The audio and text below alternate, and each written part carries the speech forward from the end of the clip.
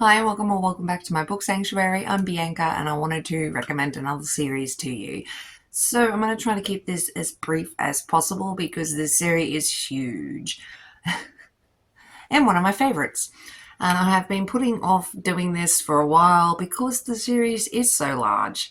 And honestly, there is a lot of people out there that have much better explanations than I will probably do. I wanted to mention the Psy-Changeling series. They are a favourite series of mine. I have been reading them for not overly too long, maybe 5 or 6 years, maybe a bit longer actually, but I wanted to talk to you about the series. So let's start with the first book, Slave to Sensation. So we'll keep this brief, but Slave to Sensation is about Sasha and Lucas. And basically Lucas is a cat shifter, big cat shifter, and she is a Psy. And Psys are these psychic beings with different powers, and they generally run like the business part of the world. And there's three races. There's the Psy, the Changelings, which are basically shifters, and humans. And none of the races really mingle at all. And when we start the series, silence has been in effect for quite a while, and it is a thing that the Psy do, and it's basically conditioning themselves not to feel. So they're not meant to have emotions or anything like that. So there's this serial killer out on the loose, and Lucas and his changeling pack are basically looking for the killer, more or less. And he and Sasha sort of band together this housing project, and basically he's going to use her to try to get more information about the Psy and the Psy Council, because her mother is part of the Psy Council, and go from there, basically. And I really love this because you get to see more of his pack, Dark River, and more information about the Psy, and it's really intriguing. And just sort of with the whole series, at least with the Psy Changeling series, the first one is about silence and how it affects the whole world, basically, not just the Psy communities, but also the humans and the changelings. And the changelings have this history as well, and it's full on. I really do enjoy it. But Sasha and Lucas are probably one of my favourite couples. Then from there, Visions of Heat. So this one's about Faith and Vaughn is another one of the Dark River shifters, changelings, and he is another big cat, and she is a Psy, and Faith is a foreseer, so she sort of sees the future. And her sister was recently murdered, but she starts to question what she's been told about everything, basically, and she's heard about this Psy defector called Sasha. And Sasha went to Dark River and is the mate of a changeling, and Faith wants more information. She meets Vaughn, and Vaughn is very attracted to Faith and pushes her quite a bit.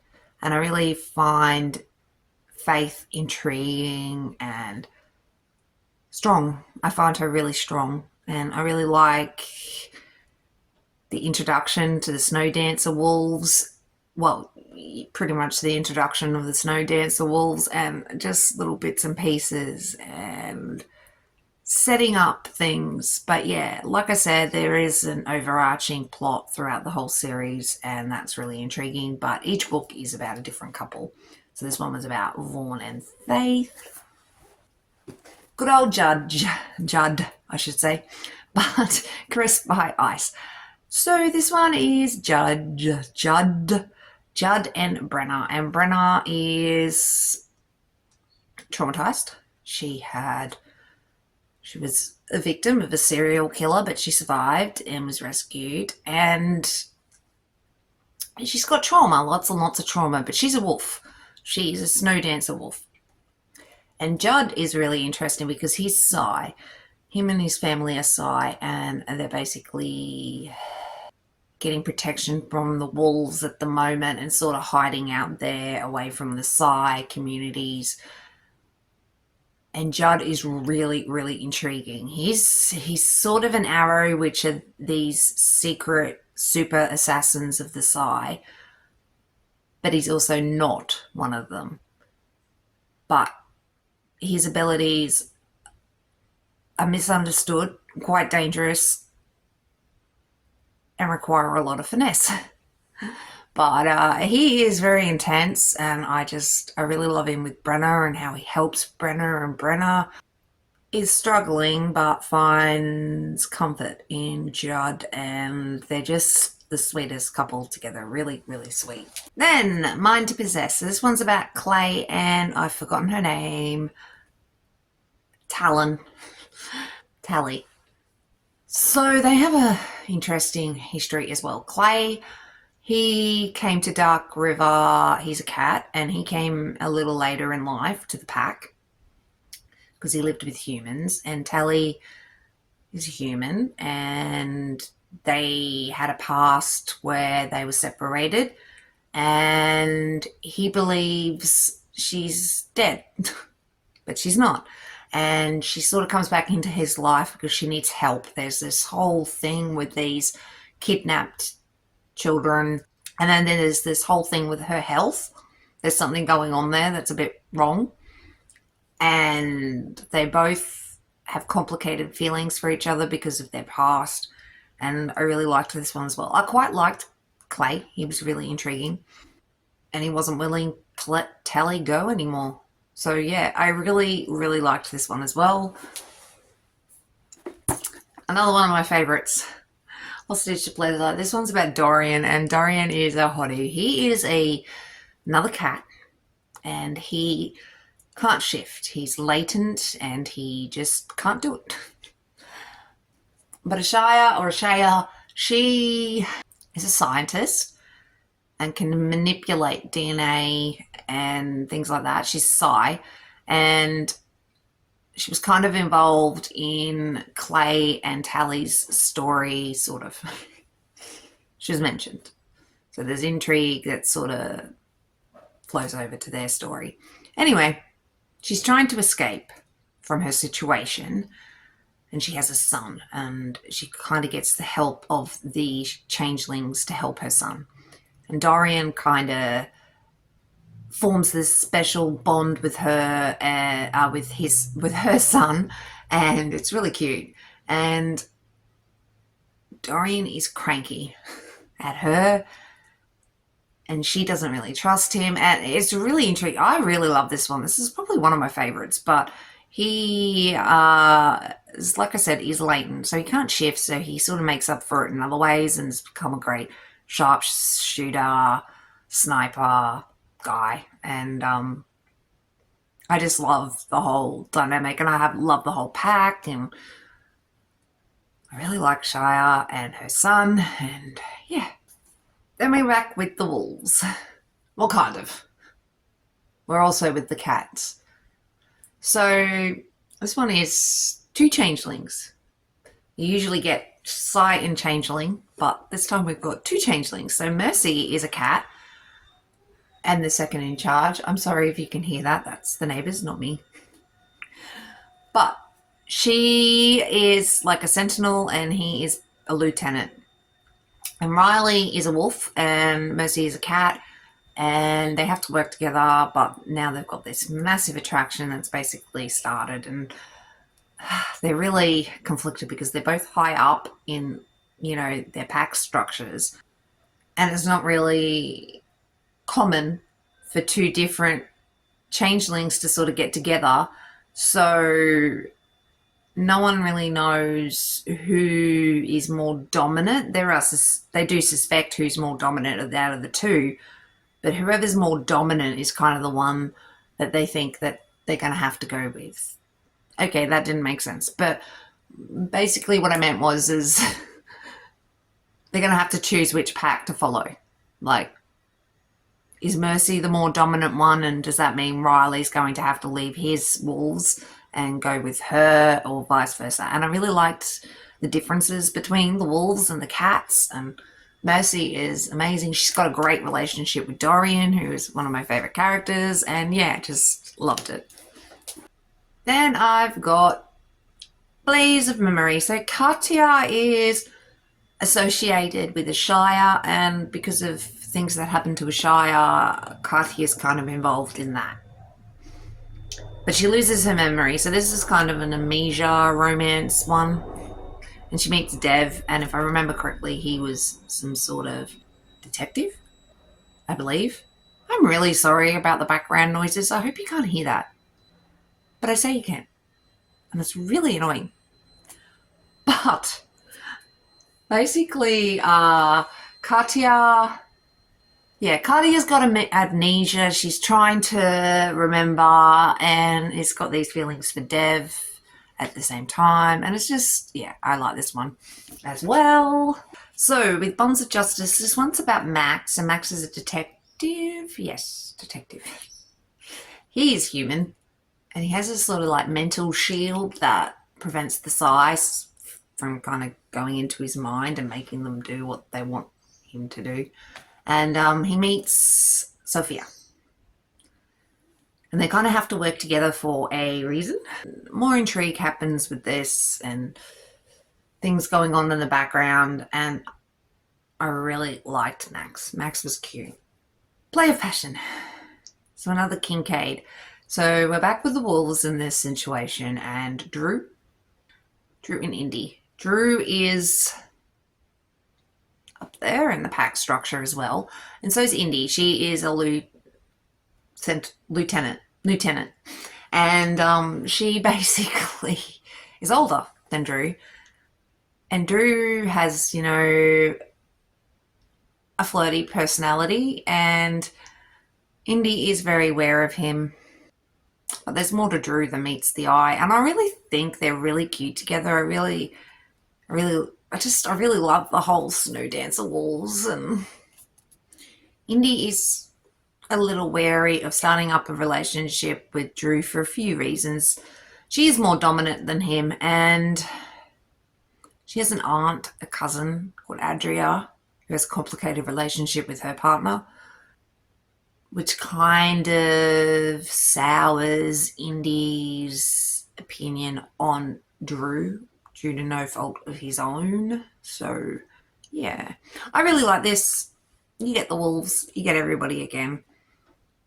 It's never just the couple, it's everybody else in the world as well. And the intrigue, as always, of what's going on in the background with the world. But from Play of Passion, there is Kiss of Snow. Been waiting for this one. Waiting. So Sienna is Judd's niece, and she's Psy, and she's very intriguing. But she has a lot of... Right, I'm really sorry, but my stupid thing just cut out. So, yeah. Anyway, Sienna. Sienna has power. And Hawk is the alpha of the wolves, and he is very sexy.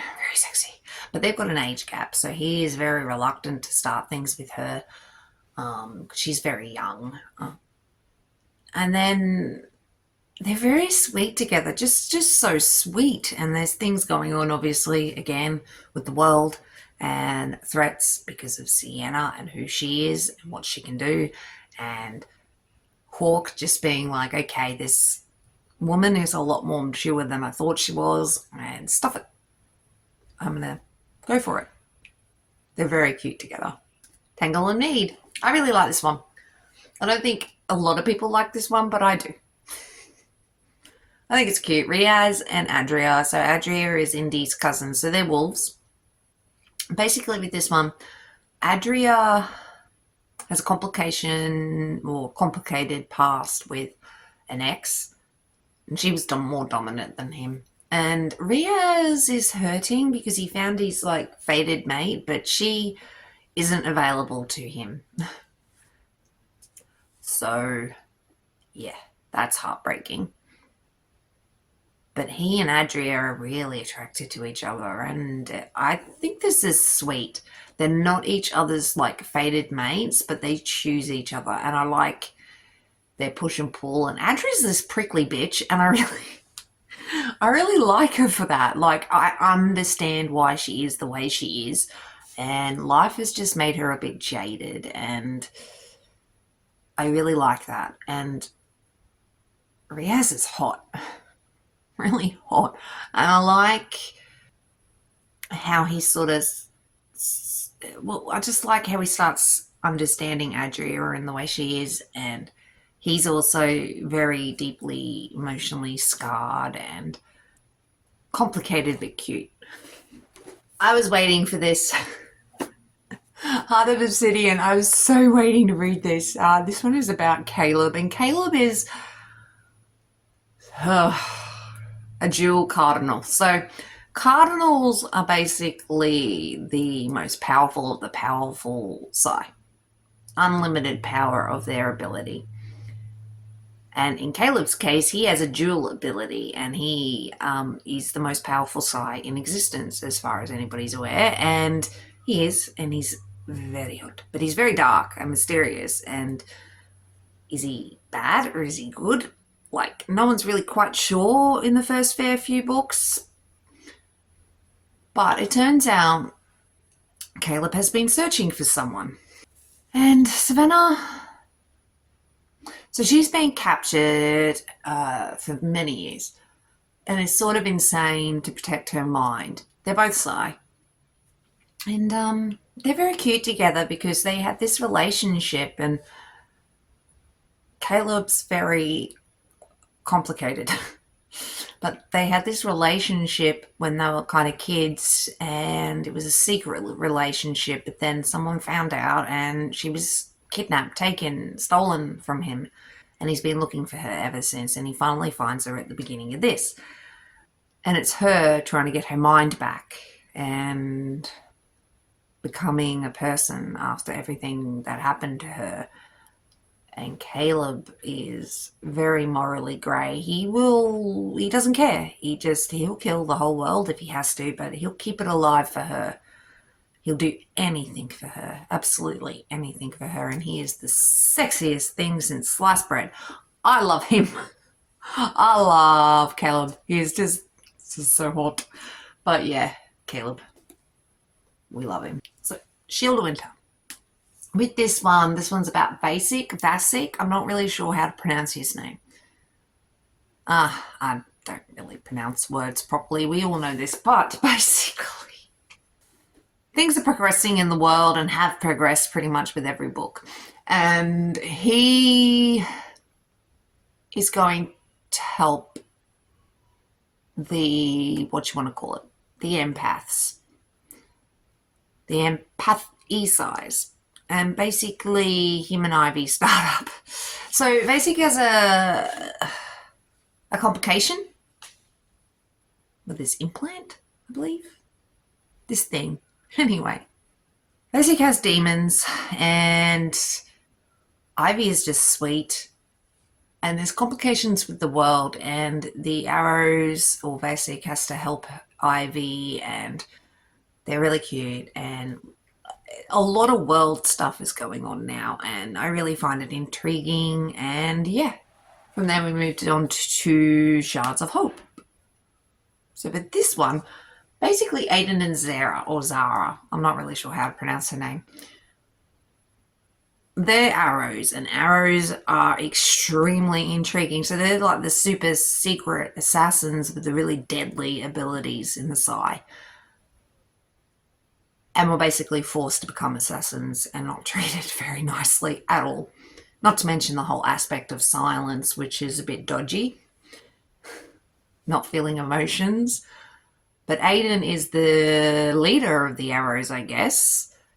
I hope I didn't just spoil something. But basically, Aiden and Zara grow up together, and she is a hard-ass arrow, and a lot of things are going on with the world here.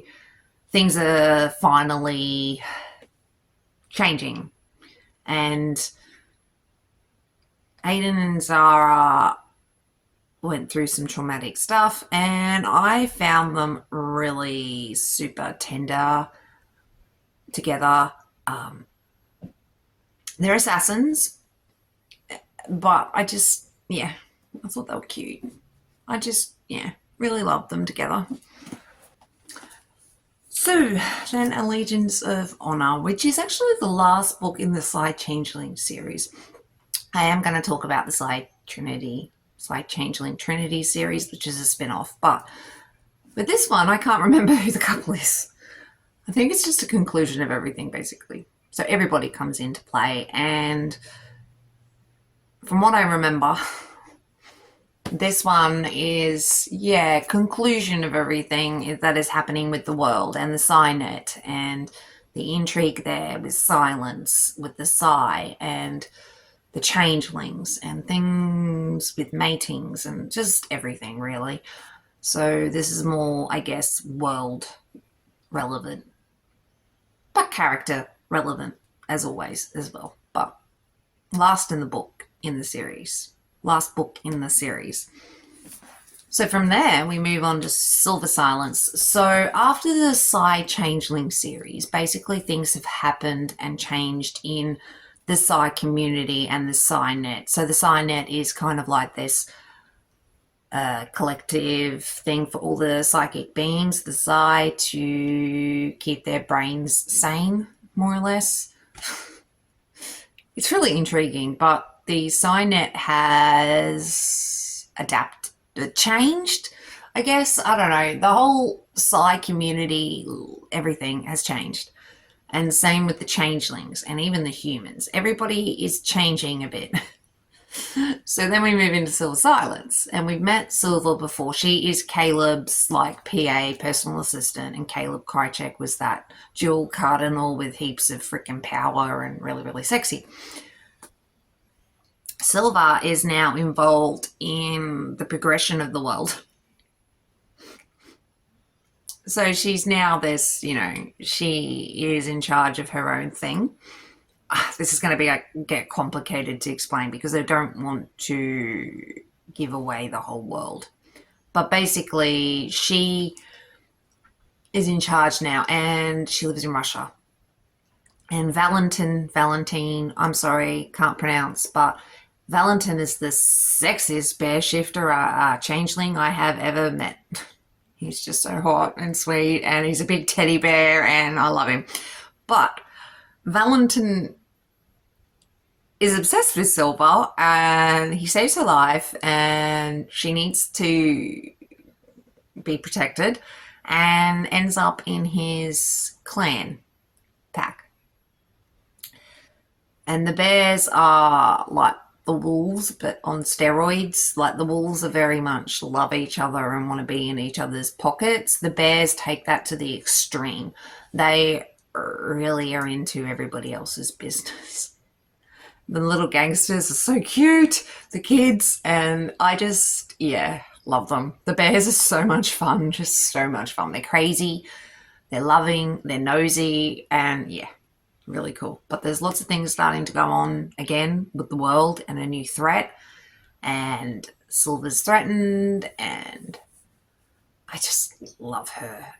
She's got issues with her abilities, and it threatens her relationship with Valentine, and yeah, I love Silver. Silver is fantastic, and he is the cutest teddy bear living.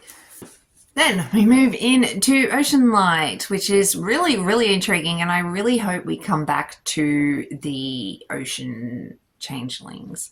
So, Black Sea, I think they were called, or Deeps. I can't remember now, but anyway. It's really intriguing because the changelings have their own structures, and each different type of changeling has a different structure, sort of, but they all more or less adhere to the same structure. Oh my God, Bianca, makes sense. But basically all the marine changelings are really different. Their structure is different, and how they work is different. And Bowen is a a human, and we've seen him in the Psy-Changeling series, and he was kind of like the big bad evil human, but he wasn't really evil. And anyway, he's threatened and he's been shot in the last one and he's gonna die. But yeah, so he ends up with the changelings, and the changelings have this scientist who's probably going to help him. But Kaya is there to sort of help him, and he's so attracted to her and vice versa. But she is, I love her. She is so wary of him in some ways, but also just jumps in to the deep end with him and is like, screw it. But she has gone through so much trauma in her life, and she's got some issues that she can't really that she hasn't really overcome yet. And he's in danger. He may not survive. So she's taking this leap of faith with him that her heart may be shattered, and this is going to shatter her heart differently than the way it's been before. And I think she is so strong and intriguing and great, and I'm really sorry if you can hear that music. It's not me. If my camera turns off one more time, I may scream. But Ocean Light, really loved it. Wolfrain. We're back with the wolves. I really like this one because Memory is a Psy, and she's sort of been captured by this serial killer and held captive for years, but Alexei finds her. On Snow Dancer territory too, so he finds her, but then they have sort of moments where he's not really sure if she's with him because he rescued her and all this stuff, and she needs to find out how to become a person without him. And there's intrigue and drama, and he's got a complicated history, and so does she. And I think Alexei is the sweetest thing ever. He's so complicated, but yeah, I think he's lovely. And Memory is so much stronger than people thought, and she has this intriguing ability and helps with the world development situation. But yeah, really cool. Alpha Knight, back with Russian wolves. So this is really interesting because I believe her name was Selenka. Yes, Selenka is an alpha wolf. She is in charge. She's female and she's in charge, and I think that is so intriguing. And Ethan is an arrow, and I really love how Ethan respects Selenka's authority and who she is, and he's there to silently support her and just be this strong pillar. And I just think he is adorable and intriguing because he's an arrow, and all arrows are intriguing. And yeah, I really liked this one. Being back in Russia was cool, and we got to see the bears, which I think quickly became my favorite changelings. I mean, I still have a huge soft spot for the wolves and the cats, but the bears are pretty special themselves. Very special. So yeah, I think the wolves in Russia are pretty intriguing as well. I really enjoyed them. Last Guard. So with Last Guard, this one's about Pale, I'm sorry, and Kanto. Really intriguing because this Kanto is in a wheelchair. He uses a wheelchair. But he's part of the Merchant family, which is Silver's family, and they're really big in the Psy community. They're like the super Psys, the super spies, I should say. And they're really intriguing. But he is the information guru, I guess. And Pale she's really intriguing as well because she is this anchor, which is part of the Psynet situation, and it's complicated. But I really do like being back with the Merchants again. They quickly became really intriguing to me. And yeah. Okay. Storm Echo. There's one more after this, so we're nearly done. But this is just sweet. Another Merchant. So Ivan is like the assassin of the family, I guess. He's the protector of the family. He is in charge of security. And anyway, he's in Changeling territory at the moment doing training. He gets injured. And then mysterious Soleil shows up. And she heals him, or, tends to his wound. And they start up this tentative sort of relationship or friendship. And just as things start getting intriguing between them, they're separated. She disappears. And he doesn't really know much about her, so she disappears. And then he kind of finds out that something happened, tragically happened, but he loses her in the aftermath. And about 18 months later, a year later, he sees her again, randomly walking through San Francisco, which happens to be Dark River, the cat's territory. And I found this really intriguing. I like this. I like her and what kind of changeling she was. I loved Ivan. Ivan was the coolest thing since sliced bread, and you got to see the cats again. And yeah, I think this was really cool. Really, really intriguing. And Ivan is just a big marshmallow. And then we're down to the last book, so Resonance Surge. There is another book coming out very soon in June, I believe, or July. I'll have to check the date and I'll put it down below. And I'll put the cover up. I can't remember what it's called. It doesn't really matter what it's called. I'm going to read it anyway. But this one is Resonance Surge, and this is the last current book of the Psy-Changeling Trinity series. And with this one, it's about... we're back with the Russian bears, which is fantastic. I love them.